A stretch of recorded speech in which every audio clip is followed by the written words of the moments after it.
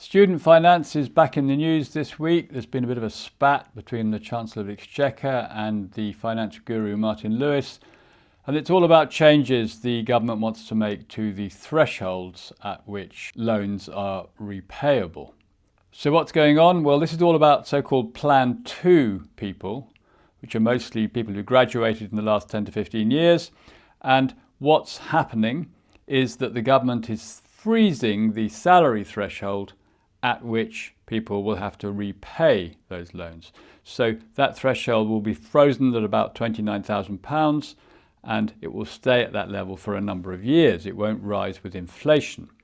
But of course, people's salaries, broadly speaking, will rise with inflation, and so they'll end up paying more than they would otherwise do, and that's considered to be unfair. But in any case, the whole situation around student loans is fairly bonkers when we look at the numbers, because a typical graduate salary these days, a median salary, is about £42,000 a year. And on that basis, a graduate on this Plan 2 would be paying maybe £1,100 a year towards their student loan.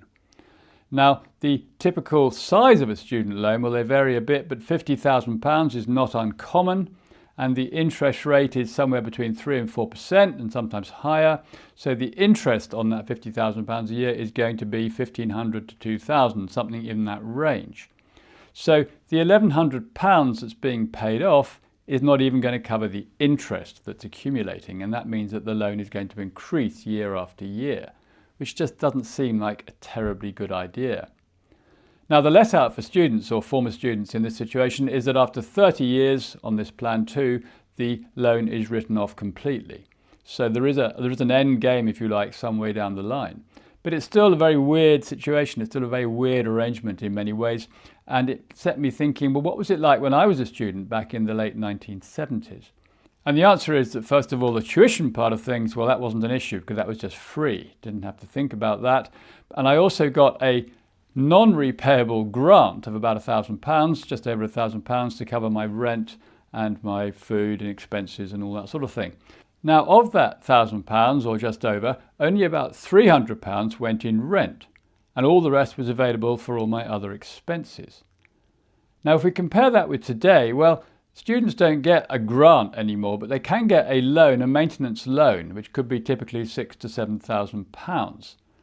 But the problem is that the rent they're going to be paying is also likely to be £6,000 to £7,000 a year, and so the entirety of that maintenance element of their loan is likely to be taken up in rent, and there'll be nothing left for their food and travel and other expenses. And those they'll have to find in some other way, by working or by asking their parents or whatever it might be. So it's a very, very different situation, and it reflects the shape of the economy having changed significantly. And that's a good reason, therefore, to look at this image that we've not seen for a while. And what this shows, actually, the time frame here is 1950 to 2015, but the big change occurred in the 1980s and 90s, so the picture from 1978 or so will not be so different.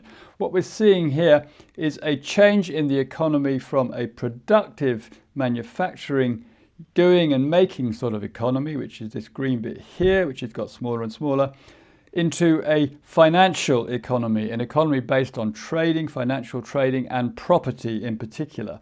And that's this big pink bit here. And this is where those student rents are. So all of that additional money students are now paying, that is going into this pink part of the economy, which is not productive. It's extractive. It's transferring money from people who don't have very much very often into the hands of people who have plenty. And that's the way the economy changed in shape. And therefore, these huge rents that students are having to pay, well, they're sort of an early lesson in life for entering into an economy where a high proportion of their income is going to be going to this extractive part of the economy, and they won't be able to buy so many of the goods and services which will actually improve the quality of their lives. So that's the situation. The whole economy has tilted away from productive to extractive in many ways, and students are finding out about this very early on in their lives.